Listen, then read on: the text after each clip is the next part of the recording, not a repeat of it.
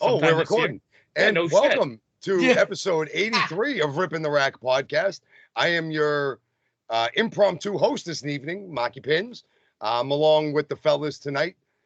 First off, on my left, I don't know where he is on yours, but I know he's up north compared to everybody who's watching this right now, is the king of the north, Mr. Barbecue Chips himself, Calvin Locke. How you doing, big guy? No, they're not barbecue. They're loads of cheesy garlic bread. Oh, cheesy garlic bread chips. Actually, that sounds even better than barbecue. Those sound like a stoner delicacy.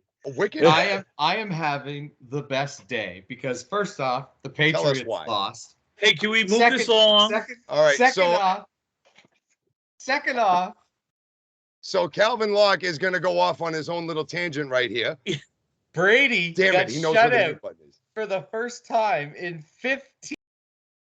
I didn't do that. And Tim, hey, let him get it up. Let him get it up. This is a Candlepin Bowling show. Right, that I'm right and Tim is wrong. This is gonna be the greatest day. I never said I was wrong. I have chips to celebrate. Brady is winning the head-to-head series 11-6, so you can just suck it. Hi everyone, I'm the Coastal Crusader, Brian Ather. I was getting there. I was getting there on my screen here. He's on the lower right side, but on yours, he could be anywhere. You never know where he's going to show up. Like he doesn't know where the clowns are going to show up. The Coastal Crusader, Mr. Brian Ather, and how you doing, big guy? Let's not talk about clowns. All right. Well, you never know where he's going to show up. Brian, you seem to have upgraded your location a little bit. I did. Yeah, you like this is my new office. What do you think? I mean, I think it suits me well. I think 2024 could be a big year. I think we'll have Ather and Matero. I think the men in black suits are about to come in and storm in and get you out of that place because I don't think you're supposed to be allowed to be there. Well, I thought it was a little dark when I was coming through the hallways to get here. I was going to say, did you wander off a tour or something? Or the lady was not that informative, and I heard this rumor. A school zone. Brian's not supposed to be within 500 feet of his school. No, I can't. I heard this rumor from this famous guy that on the back of the Declaration of Independence is some treasure map. So I went looking. That was a really good movie. That was good. I enjoyed it. They're working on a third one. Hopefully.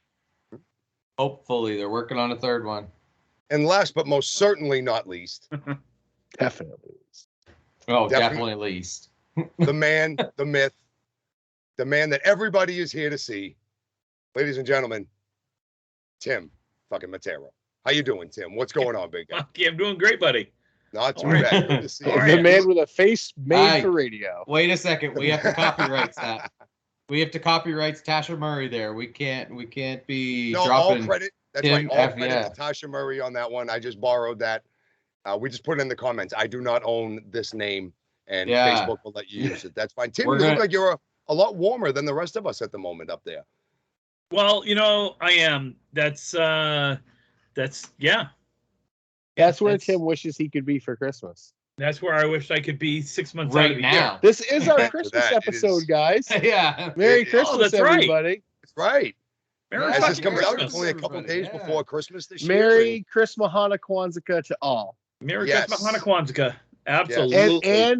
And a Merry Festivus, Happy Festivus, and a happy airing of grievances to all.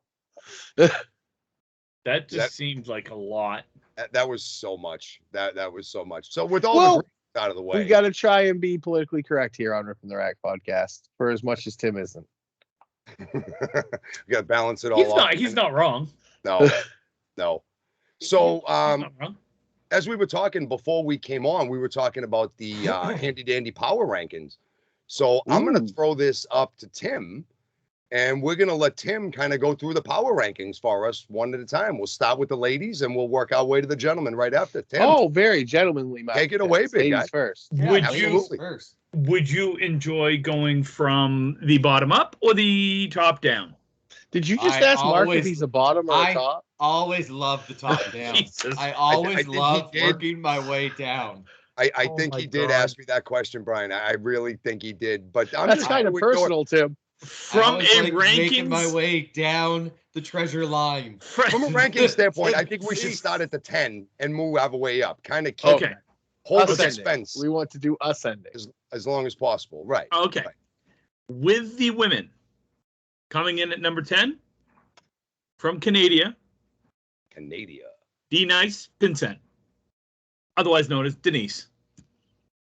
Number 9 from Canada, Tasha Murray, makes her foray into the power rankings. Number 8, we have Glennis McKinley. Number 7, we have Shannon Scribner. Number 6, making her first appearance in the power rankings. She's okay. Jill Wood. Yeah, I heard she was pretty good. She she's bowls with some questionable people, though. Yeah, Questionable definitely characters. questionable characters. Probably Number lack of 5. options at that point. Yeah, well, that is true. We don't judge her on her decisions. Thank God, for her sake. Number 5, we have Lori Lewis. Number 4, Aaron Merrill. Number 3 is Mario. Number 2 is Maddie Kelly, and rounding out the number 1 position is Amanda Carroll. And again, folks, these power rankings are I don't know what the word I want to use.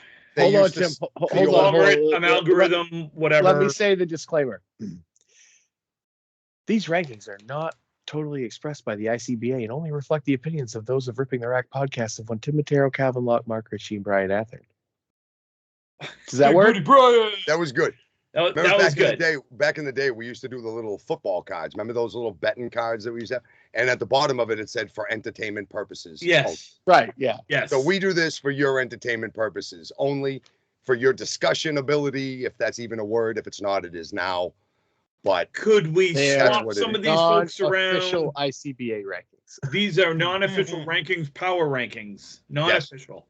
Yes. Excuse me, we make them official. That's Thank true. You very much. These are the Ripping the Rack power rankings. These are official. You don't like it? I got 2 words for you. 2 words for you. Had to count them out. Yeah, you did. Not a one. You had to count not it a one.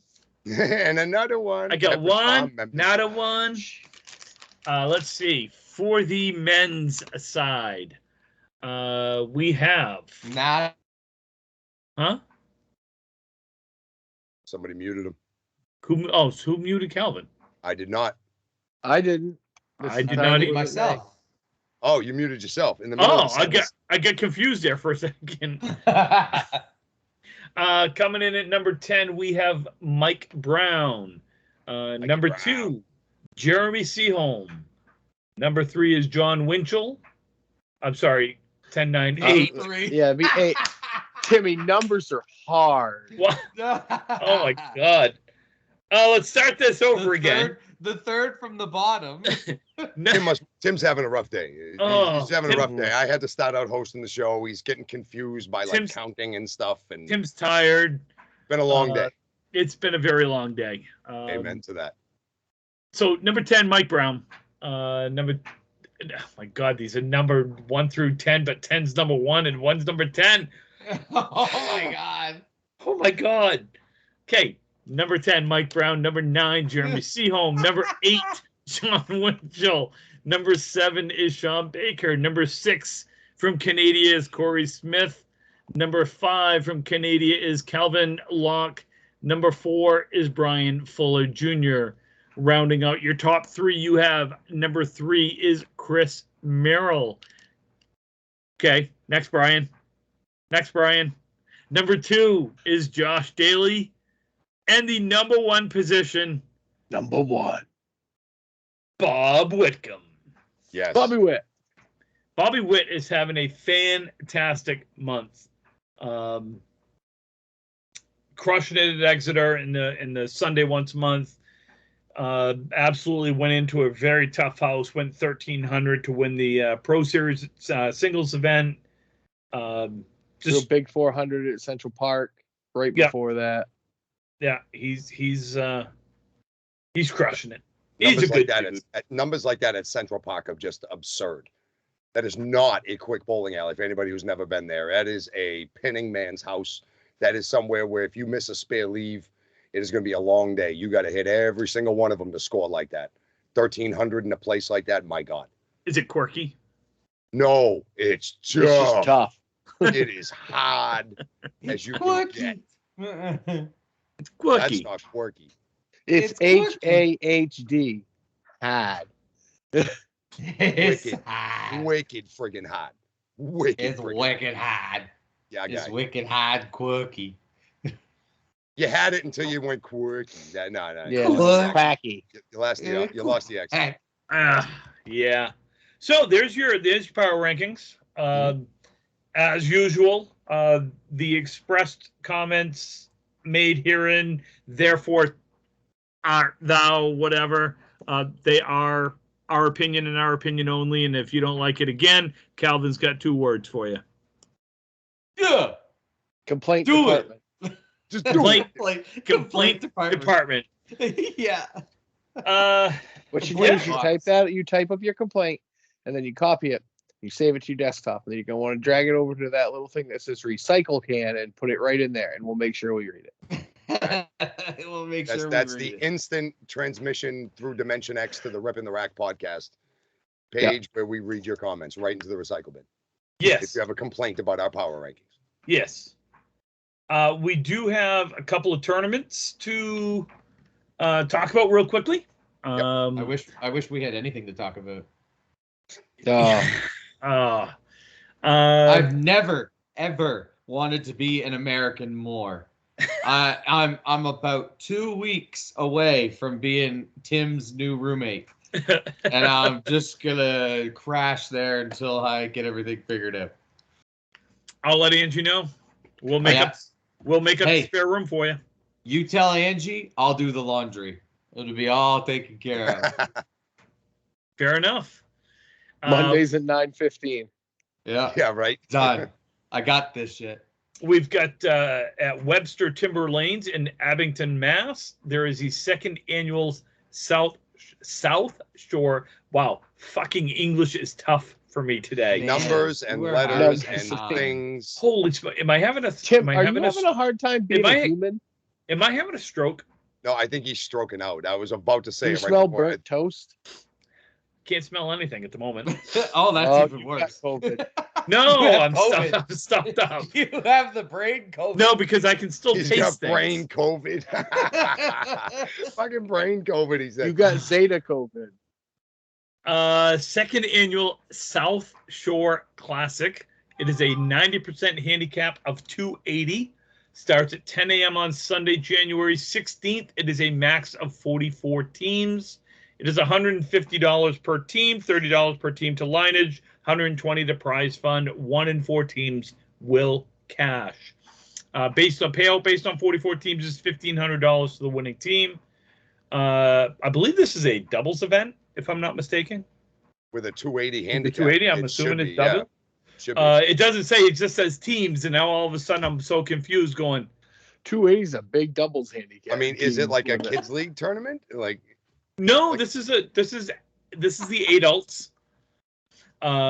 Teams bowl 5 games. Their highest 3 team games will count as their best 3 out of 5. Contact Matt Nichols to sign up. January 1st, average verification required. 30-string minimum. Payment due by January 9th. Email mnick, that's MNICH 1123 at gmail.com. Oh, should we give his phone number out that he posted here for everybody? Let's Nah, everybody comment. check the Facebook page if you want to sign up. Blow Matt's phone up with texts and everything and pics and, you know, do all the fun stuff Don't and then send let him him know. your dick pic. Send him a dick pic. Let's see. We also have I am Spare Time down in Whitingsville. It's having their on Sunday, February 20th at 11 a.m. 80% to 120 handicap 10 stringer at Spare Time. $75 entry fee, optional $10 double strike pool, optional $10 high single pool, optional $5 perfect game pool. If the strike pool and or perfect game pools are not hit, that money is put into the final prize fund. Blah, blah, blah. That is verbatim from Eric on Facebook. Blah blah. That was blah. not me. That's put in the blah, blah, blahs. So proof of highest league average as of Sunday, February 13th will be required. They're looking for filling it with 36 teams. guarantees $900 for first place. Let's see. There's one other one that I can think of right off the top of my head as my computer is going to crash. I feel it. I just feel like it's going to crash on me. Freshie is taking a waiting list. Extra signups. Wow. Waiting list. If they can get to a minimum of 10 people on the wait list, they will open a 9 a.m. shift. Things will move, so it'll go 9 a.m., noon, and 3 p.m. For the Pro Series random draw 3-person team. Doubles. Oh, is it 3-person? It's a 3-person. Yeah, so top 24 qualify. Top 8, middle 8, bottom 8. So it's random. It's random draw. One of each will get drawn to make a team. And then it's I believe it's elimination from there. I don't think it's knockout. I think it's elimination. That's how we used to do it. Yeah, it was 8 teams, and then it was eliminations all the way down. So you had to bowl like 4 more games in order to win the tournament. Yeah. Let's see. Anything up there, Calvin? I think I know the answer, but I wanted to ask. Yeah, everything's getting closed. Okay. Our leagues are canceled. We're down to 50% capacity. Tournaments are no go. Yeah, we're not even worried about it right now. Okay. I'm pissed. Once things, we'll hopefully have some better news once the new year rolls around. It's at this point, that's all we can hope for. Bob Allard currently has 11 women and 10 men signed up for the Battle of the Sexes tournament, which is to be held on January 16th, 2022. For all the particulars to that, check out Candlepin Chat on Facebook. That's what I got. That's what I got for tournaments. I was going through and Very cool. good. So excellent. I got some questions. I was about to say, do we have any questions? We got some Locke letters or something? Locke letters. Two other things before we get to some Locke letters. One is I do want to send a shout out. You were done talking. You were done talking. What are you doing? These are special shout outs. All right. Okay. One is more of a, I guess we're going to call it a sad shout out. There was an update for Dan Murphy that was put on Facebook by his daughter. This was done, I think, last week. That Dan has had emergency life-prolonged surgery to get him through the goal of having all of his grandchildren together one more time for the holidays. He will be transitioned into comfort care within the next week. So I think everybody here may not know Dan personally, but they probably know who Dan is and what he actually has done for the game over the last 40 to 50 years, if not even longer. I think we all send our best to the family. And there's a tough time, especially Christmas and New Year's and the holidays and stuff. So, And then a happy shout out goes out to, I saw this on Facebook. Jason Jones had posted on the Candlepin Chat, his daughter Julia, bowling in the ICYBA program, basically has recently bowled in the Youth Candlepin Championship in Portsmouth, where she won many trophies, including first place in the doubles and teams, and for the first time ever, she won the Division III all events with singles and teams first place and second place in doubles. So a huge congratulations to Julia from the Ripping the Rack podcast. Absolutely. Crew, great job. I was there on Saturday when they gave the trophies away at Academy Lanes, and she was the happiest kid in the room. There were a lot of happy kids that took home a lot of hardware this year from the Academy Lanes program. So shout out to all of them. And she's, according to this, she's got 2 more years in the youth program. So again, we keep talking about youth bowling really needing to drive the next, they're the next generation. So congratulations, Julia. Great job. Very impressive. And, within the next couple of years, we'll be seeing you up here in the adult ranks. And we need it too. We need more ladies like her. She has beautiful form when she throws the ball. and she's very level-headed. Oh, laundry's done. Yo, Angie. Calvin's No, frozen, so I did it. If she keeps going, she's going to go very, very far in this game. I think Actually, we lost Calvin. Did we lose Calvin? Yeah, we did. Well, I'm going to We mute lost him Calvin. anyway, just out of spite. He frozen. Now he back. Oh, now he frozen again. Oh, there he Damn is. it, he unmuted himself. He's back. Calvin, you're back. No, he's muted again. You're muted again. Anyway, I do have a question while we wait on Calvin. So we're going to do tonight. We'll do the rest of the show will be Locke Letters. We'll get to answering some questions. It is the holiday season, so grab your blanket, sit down by the fire, get a nice cup of cocoa, and listen to some wonderful bowling stories and Locke Letters. Brian, you're in the wrong business, man. You need to be doing this somewhere. You got that voice. You got the I have face a that face was made made for radio. That's right. That's right. So here's the only question I had asked of me. I will propose it, and then Calvin, you will take over. At what point do you believe a team needs to make a roster change, i.e., world's team, etc.? Meaning, and I took this meaning, when do you drop someone? When do you go after people? That type of thing. It's a pretty broad question, but ours are mostly when our regular team doesn't want to travel to the States. Yeah, but Calvin, do you just pick them up for 1 year? Bowlers. Do you pick them up for 1 year? Yeah, essentially. Oh, see, the only person who's, well, I guess Sean stayed for a few years before he decided to go to A+.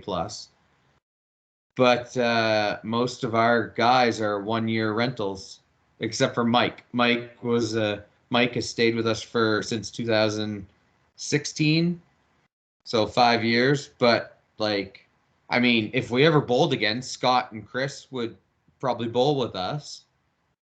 But if our regular guys wanted to come back, we may just say sorry. These we try to keep, because for example, Justin, Corey, Jamie, and I have all bowled together since 2011. So we've been bowling together for 10 years. So if Corey leaves our team to not go to the States because he doesn't want to travel or doesn't have the vacation or whatever reason, if next year in Canada, Corey wants to come back on the team, well, sorry, whoever we picked up, Corey's always welcome back on the team because he started it with us. And he just either couldn't or didn't want to go to the States. And if he doesn't want to go to the States, well, I'm not going to tell a man, okay, well, you're never allowed back on the team because you made a decision, right? I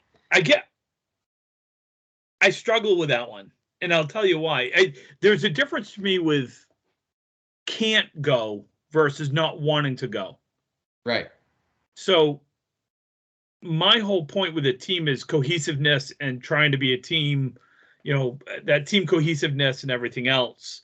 Right. And you need that from year over year. Right. If you get someone that's only there, for us, if you get someone that can't get across the border, so they're only every other year, as far as I'm concerned, I wouldn't have them on the team. If they can't get across the border, I don't know. That's just me. Maybe that's the wrong way of looking at it, but maybe it is, Tim, because 2015, 2017, 2019, all with Corey on the team. No, I know. So I understand that. I do. I understand it. I struggle with taking up a roster spot with someone that won't travel to another country. Maybe my example is different because they can't get over versus not wanting to go. Right. I don't know. Marky, what do you think? You're a captain or have been a captain. Right. Not for Worlds, but for just about everything else I've been a captain in. There's definitely a mentality, a difference in mentality from the American teams to the Canadian teams. The Canadian teams, from what I've seen in my 15 years of doing this professionally, is they stay together. They're more cohesive of units. And when some of the American teams have developed that, and I give it to the Lucky Strike team right here, the Barber, Surratt, and those boys, Baker, Those guys are probably one of the most cohesive American units that we have here because they've stuck together for so damn long, and they don't add or subtract very often at all. Like much like the Canadian, like you guys up North Cal. But a lot of the decisions that I've noticed down here, they've become more emotional than anything. You know, if you see a guy that's constantly late, I've seen that be a reason. A guy that, you know, just never has money, that's a reason. You know, there's so many reasons, and all the reasons are as individual as the amount of teams that you have. I'm trying not to be broad about this, but there's so many different reasons why I've seen guys get kicked off, why I've been kicked off. Things just happen sometimes, and maybe a guy throws off the chemistry. You know, he's electric when he's bowling, but the off the lane stuff doesn't so much work out with the team, the dynamic. You know, maybe a guy brings his buddy in with you, he's a sub, and you realize that, wow, this guy's better than the guy that was on the team before. And now you give a captain an emotional decision to have to make. Sometimes that happens. Not every good decision is made, and not every logical decision is made, should I say. Not every good decision, but not every logical decision is made correctly. But there's so many different reasons, and none of them are usually good when you have to tell a guy you have to come off the team. Yeah. Those are the easy decisions, like Calvin was saying, when a guy says, I can't make it, or I can't go, I can't get the time off of work. That makes it easy on a captain because now he's not really replacing a guy. You're just kind of having a guy who's like filling in for a tournament here or there, but your original starter is coming back, and you know that, and the other guy knows that when he first comes in. Like, listen, you're just kind of filling in right now. At least he knows that at the moment in time. Yeah. But when you have to make a full permanent change, first of all, you better have a damn good reason, especially if you're on a cohesive unit, team's doing good. But if team's doing bad, sometimes guys just replace a guy just because the team did so bad last year. Well, let me say it's right or wrong. Brian, so many reasons. What do you think, Brian? Well, I can tell you when decisions shouldn't be made, and that's before January 1st of the year of that Worlds. Like, I don't think any team decision should be made from the time the Worlds ends to January 1st, because they're all, like Marky said, they're all emotional, and they're not made logically at that point. You're coming off a big, very big, high emotional week where all you want to do is think about next year and how you can win it. And sometimes that makes you make rash decisions. I think when you look at adding or subtracting anybody from a team, you need to look at the year before. Let's just take it as a world standpoint, because that's the biggest team event we have. You look at it around January, you go, okay, what didn't work? What were our problems as a team? And if it's just, oh, we got bad breaks, we did, okay, that's not a chemistry issue. That's just shit luck, and that's what happens sometimes, you know, both ways. You need to look at it and be like, if it's, okay, what didn't work? Well, you know, we've seen distance. Okay, why? And then you start looking at why your chemistry didn't work. And then if it's subtracting someone, then you look at that. But I think really, if it's scoring that turns into chemistry, because that can happen. Somebody bowls bad and then they become a dick, and you're like, okay, you need to come off the team. Right. But it's one of those things, like, if it's just, like, I've seen so many teams implode because, well, we didn't win. No shit, we all got full and punched our brains out the last match. That's nothing to do with a team. Like, chemistry breeds talent. Chemistry feeds talent. It starts with the chemistry. I've found in so many of the different teams I've bowled in, if the chemistry is not there, I do not care how good the bowlers are. There will always be this weird dynamic of we're not all on the same page. And you can get away with that here or there in like the Friday Pro League or something like that, or your regular, like, you know, league that you bowl in during the week or something like that. But if you're going to bowl something huge, you know, like especially like Worlds, or even that mixed Worlds that we bowl, because that's a no joke tournament either. If the chemistry isn't there, it is going to be, I don't care how good your bowlers are, it is going to be a very, very long week or weekend. The chemistry breeds the success. Like you said, Marky, you can get away with 5 individual people bowling 3 hours a week, once a week. You cannot get away with 5 individual people bowling 8 hours a day, 5 days in a row.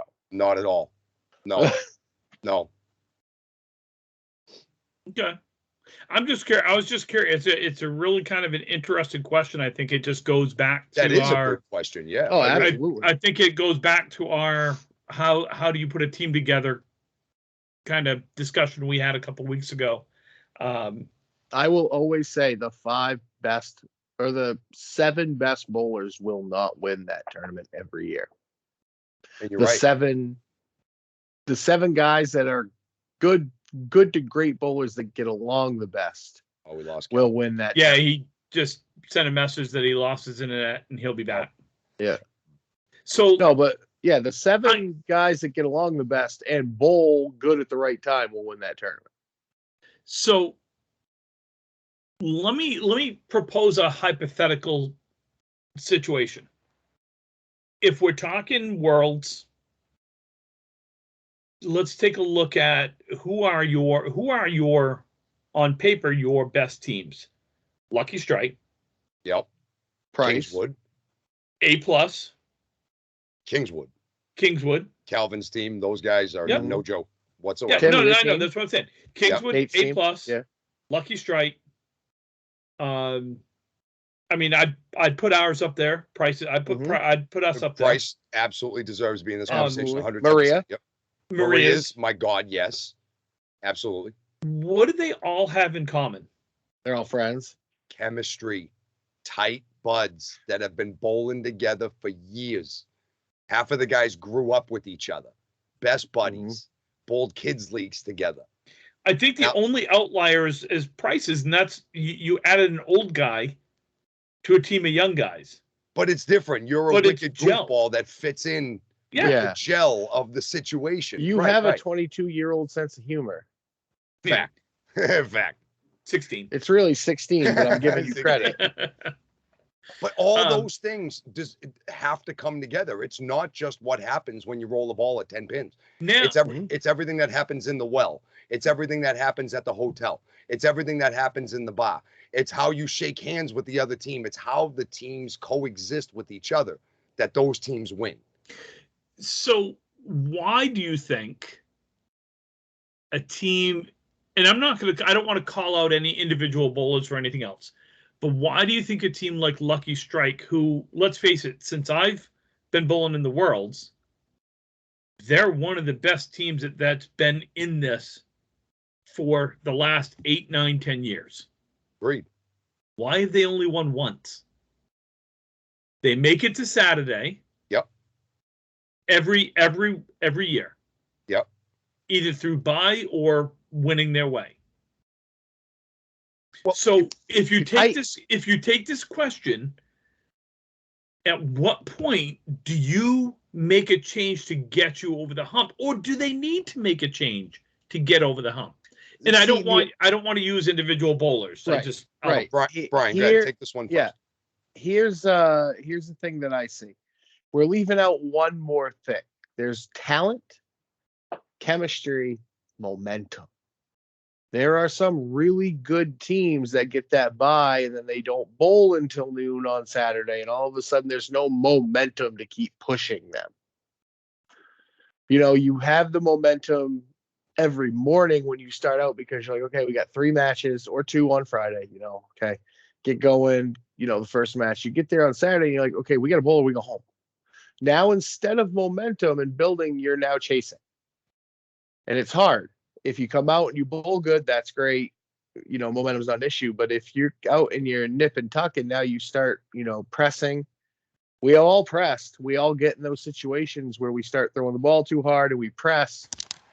And I just think that for some teams, the bye is not always necessarily a good thing. Tim, I can think of some of those USA East teams you were on back in the late, 2000s, early 2010s that just, you guys didn't need the bye because you needed momentum. You should have kept bowling. I would be this one's tough for me because when we won in 2000, take the money out of the bye. Take the money out. No, I'm not even talking money. When we won in 2001, we won by going through, we had to win on Friday, then we won Saturday morning, then we won Saturday afternoon, and then we won the whole thing. I still to this day will tell you getting the bye is tremendously helpful.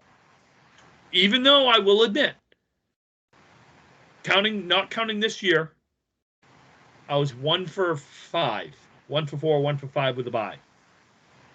Now I'm 2 for 4, 2 for whatever it is.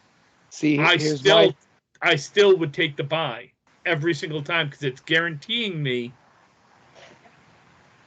a 50-50 chance of making the finals versus having to win my way to get there. We all have habits. We all do things a certain way. I am a routine guy. I like my routines.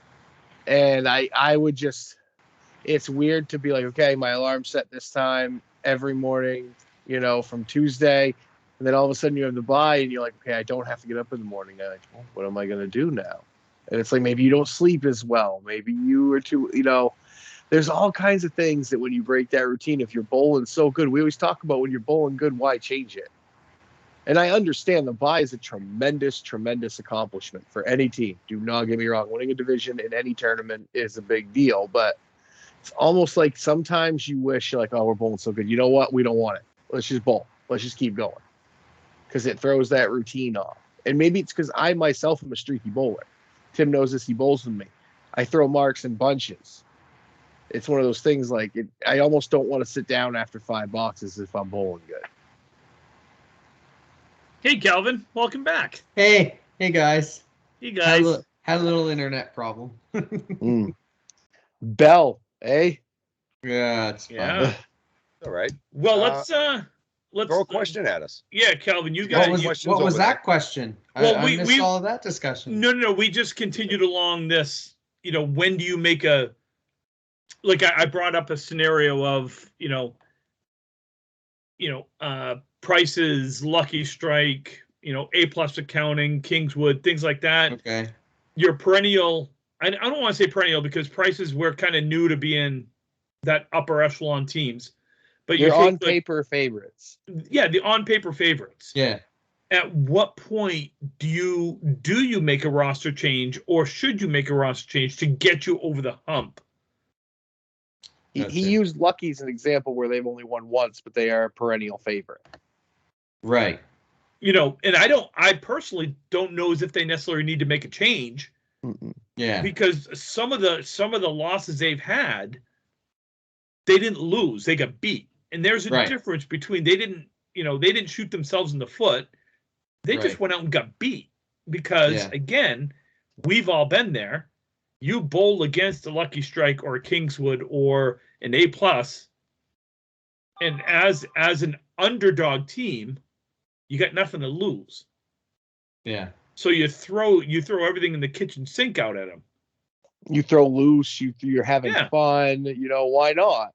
Why not us? The why not us mentality in a bowling tournament is the scariest thing you can come up against the team. You could be the 5 best bowlers in the world and come up against guys that are bowling great with the why not us mentality, and all of a sudden you are not going to win that match. Right. 600 or not. Because there are teams that bowl to the in any sport. Some teams and some people bowl or play to the equivalent of their competition. They bowl a lower tier team, they may win, but they may only bowl 5-10. But they bowl a team like Lucky or Maria, and all of a sudden they bowl 650, 660. Like, yeah, it's the adrenaline. Absolutely. So Calvin, you've won it 3 times, right? Yeah. Have you won it from the bye, or did you have to win your way through? We've always won our way through. Okay. We've never had the bye. Oh, you've never had the bye? Never had the bye. Never in my career of Worlds have I had a bye. Okay. Do you want the bye? No. I'm with Calvin on this one. See, and again, I like having the bye. I do. I sleep in. I get to get some sleep.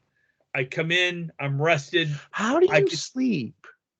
Well, usually I close my eyes and. No, like I don't know. Maybe it's because I've only bowled in the semis once and I didn't bowl. I was just there, but like it was still like Christmas to me. Like you have a chance to win the damn tournament. How do you sleep in? I bowled all week. I'm tired. I get sleep. I'm with Tim on that one too. Like even getting the bye, it's like, okay, we can go out to dinner now. We can leave a little earlier. We don't have to bowl this match. We can go relax, get rested. Excuse me. But my problem with the bye is Saturday. when we walk in, yeah, we're rested. We're 6 games lighter than the team we're about to bowl. But they're just coming off of winning twice while I haven't. They're here.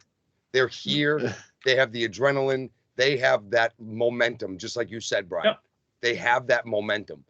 And you've gotten to a team that has not thrown a ball except warm-ups. Yes, they're favorites because they just got the bye. They're the number 1 seed. But I'm warm and fresh and just came off a W. And my team is juiced and pumped.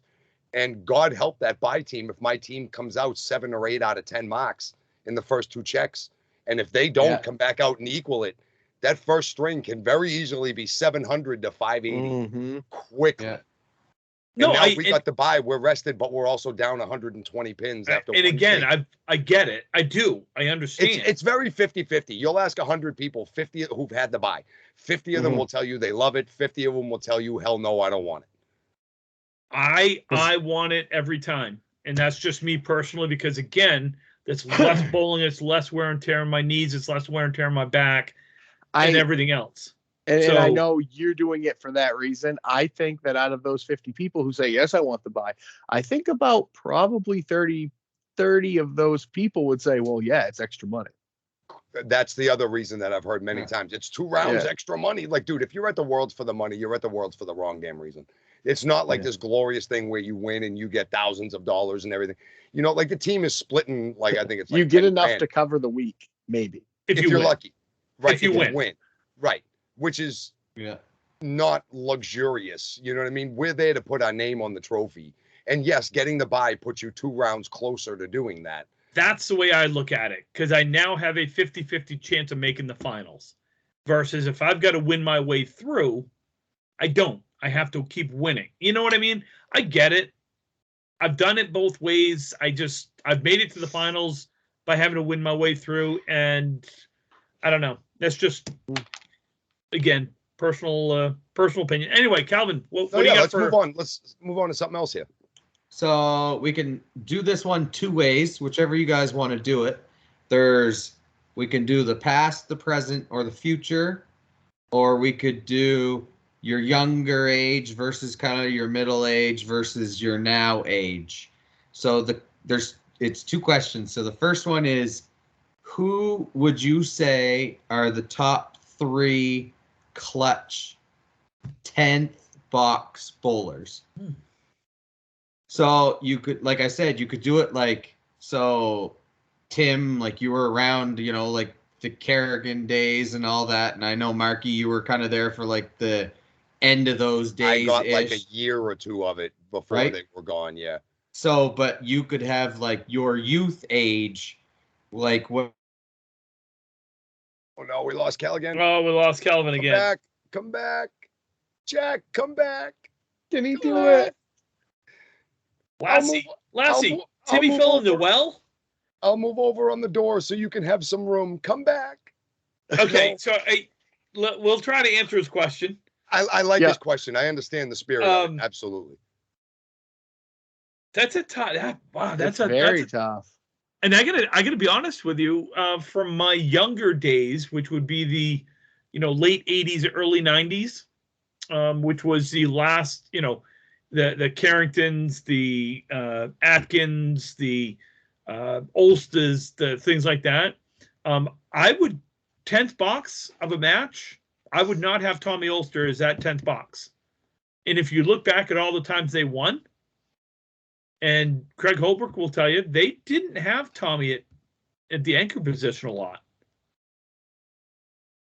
They didn't. I would honestly, my money, I would look at Carrington. Mm-hmm. I think from back in the day. Sarge. Yep, definitely. And like my earlier time in the early 2000s when I was younger, honestly, it was Tim and Sarge. Mm-hmm. I look at back in the early 2000s, I'd have put Tim there in the last box. I look at my generation right about now, and my top 3 that I'd want there if I needed a mock. It's very, very easy to me. Dave Mallahan, Dave Hodge, back in the day was one of the best 10th box bowlers I had ever seen in the generation, man. Haji was amazing. When you needed a mark, he got it. Surratt, the exact same way. And Fuller Jr. Now we're all in the same generation. Those are my three guys. If I have a 3-man team and it's 10th box only, like an infinite 10th box, get a mark, keep going. Yep. Those are my three. I would probably also add. Sorry, Brian, I didn't mean to interrupt. I would add Nate LeBlanc. Mm-hmm. I think, I was going to say. Oh, go ahead. Or Maddie, Nate or Maddie, in the 10th. For now, I lost to them too many times. I'm not putting them on that list. I would right now, honestly, I would go with Fuller, definitely. Winchell, because the man just hits the head pin and gets spare breaks, and Baker, because Baker can make pretty much any shot you put in front of him. He makes a lot of cut shots, and if anything's on the right side of the lane, it's dead. Yeah, like guaranteed, it's dead. You know, that's an interesting question because, you know, you also have, you know, looking back in the day, you've got Chip Carson, you've got Russ Neely, you've got Al Joy, Tony LeBlanc, Hal Peterson, Kansas Snow, Don Gauthier, Dan Gauthier, Canadian Gauthier. I can't think of it. Don or Dan, I can't remember right off the top of my head. Calvin would know if he was on the call, but he's been kicked off again. Even Calvin's father-in-law, Brian Bernatchez. Yeah. My God, I hated bowling against him. If he needed a mark, he would get 2, no matter what. That man had ice water in his veins. He can play any deadwood you show him. It didn't matter. He made the shot. There's so many clutch bowlers that people don't look at as you know, when they say, oh my God, he's a great bowler or he's a good bowler. There's so many good bowlers that are so damn clutch. Look at the guys who bowl leadoff in the Worlds that always mark 9 and 10, or at least one of them. I mean, I've seen I'm lucky enough that I've seen so many of these guys. That's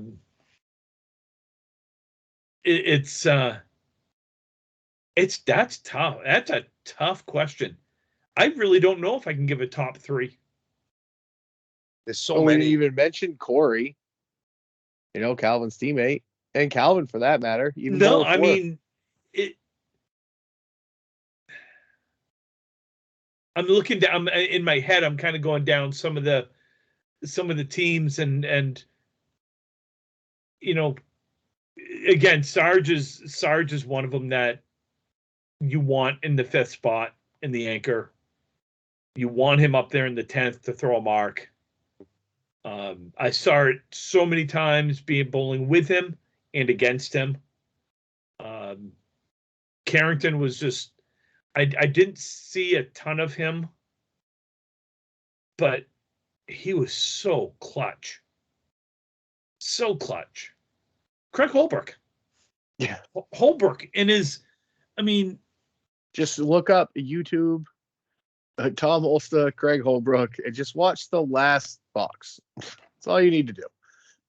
That is the best match. That's Ulster, but that is the best match in the history of YouTube. You said Ulster didn't bowl anchor a whole lot, but that's we're talking about best finishes. Like he really didn't. But and honestly, if you're talking 10th box clutch need a mark, I am probably putting a handful of guys in front of him.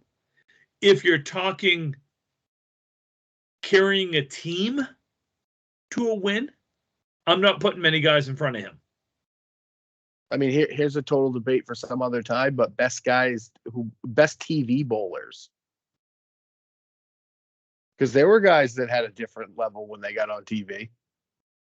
Yeah. Like Sarge, Baker, Carrington. Yeah. If they're not the top, I mean, right. Well, look, if a dude wins 30 plus weeks in a row on TV. If a guy has to claim what he wins on his taxes. Yeah, exactly. Yeah. Exactly. and you're not even talking about some of these guys like a Tom Surratt or a Joe Ashline or Joe Ashline or Bob Kelly, Jeff Atkins, Jack Sandwick. There's so many. Paul Berger. Jesus, how the hell do you forget the guy that throws 500 on TV? Mm-hmm. That's not even talking to any of our Canadian friends. Yeah. We should, in the comments on this episode, tell us who are the best 10th box bowlers in Canada we've never heard of. Yeah, please do. Please do. Do we have time for another question? Well, we don't have Calvin. Calvin's got the questions. Oh. So I guess that's going to do it. Stinky Canadian Wi-Fi. Yeah. Damn you, Rogers. Damn you. Damn you, So Bell folks, Atlantic. we'll end it by singing Merry Christmas, Hanukkah, Kwanzaa, Happy Festivus for the rest of us, and all the grievance of your whatever it is, Brian. I forget that one.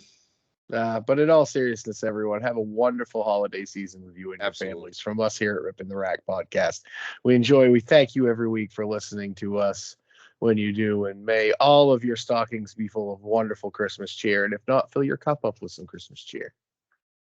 Well, okay. Get your questions, your comments, your concerns, all of that to rippingtherackpodcast@gmail.com. You can find us on Facebook. You can find us on Twitter at Ripping the Rack Podcast, even though, honestly, we don't post a lot on Twitter. That's on me. I really need to post more. You should at least put the links to the show on there. They don't give you enough. They don't give you enough characters. You can post to a put the link. links. You don't. There's not. Oh, look who's coming back. Just in time for the end of the show. Hey, buddy. We'll see. Hey. Well, we were just going through the ending of the show because we didn't know if you were going to be able to make it back or not. So it's all good. Well, before we end, who do you have as your 10th guy? Your best 10th box guys? My past would be Hal Peterson. Watching Hal Peterson throw in the 10th box would just. I seen him make the spread eagle back to back. Huh. Well, someone else has done that. Yeah. Nobody likes you, Tim. I know. That's my favorite Tim Matero story. Yeah, of course it is. Oh, God, such an ass. My kind of like mid-age, I guess, when I like my mid-prime in a sense or whatever, my mid-career, if you want to call it that. I'd probably say Kevin Gratton. I don't know. I enjoyed watching him like in the 9th and 10th back like 10 years ago. He'd make anything. He'd throw a lot of doubles in the 9th. Yeah, in the 9th and 10th, he'd throw a lot of doubles. Like, just watching him do that it's just fun to watch. And right now, I mean, if we go back 2 years ago, I got to go with Dave Godwin. But you know why this question came up now, Tim? No. Yeah. Why this question came up. No, right now I'd probably have to say Corey. I enjoy tooting his horn, but you know. I'm sure Phrasing, you do. Pal. Yeah. Phrasing, pal. Yeah. Yeah. So we had just so you know, because I know we lost you. Like I had talked about, like a Gary Carrington, Chris Sargent, Sarge in the 10th. Yeah. When you need a mark. Sorry, do it many times, bowling with him and bowling against him. And then again, there's a lot of them. Nate LeBlanc, Matty Harnett, you and Corey. There's a lot of them out there. But there is I made the comment that there's so many bowlers that we consider great bowlers that aren't necessarily great 10th box bowlers. But there's a lot of good bowlers that are great 10th box bowlers. Yeah. Cool question though. That's an interesting question. Wicked. So now, Calvin, you can hold on to those questions. We'll get to them next. We'll get to them next week. As Brian so eloquently put it, we all, the Rip and the Rack crew wishes everyone a very Merry Christmas and happy holidays. For those that don't celebrate Christmas, happy holidays. We have one more show this year. That will be next year, and that'll be next week. We'll kind of do a year's recap. Oh my god. Tim, end the damn show. English is hard. Oh, English is tough. Just end it, bud. We'll do a year's recap next week, and then we'll move on to 2022. So again, you can find us, send us your questions, your comments, your concerns to rippingtherackpodcast@gmail.com. Find us on Facebook, find us on Twitter at Ripping the Rack Podcast. You can find Big Booty Brian on OnlyFans using his butt plugs. Brian, where else can they hear us? All right, grab your cocoa, get in your blanket. Here we go. Well, you can find us on Spotify, iTunes, iHeartRadio, Google Podcasts, Anchor, Breaker, and wherever else you listen to your podcasts. With your butt plug. I hate you guys so much. Big Booty Brian. Guys, have a great Christmas. We will see you next week.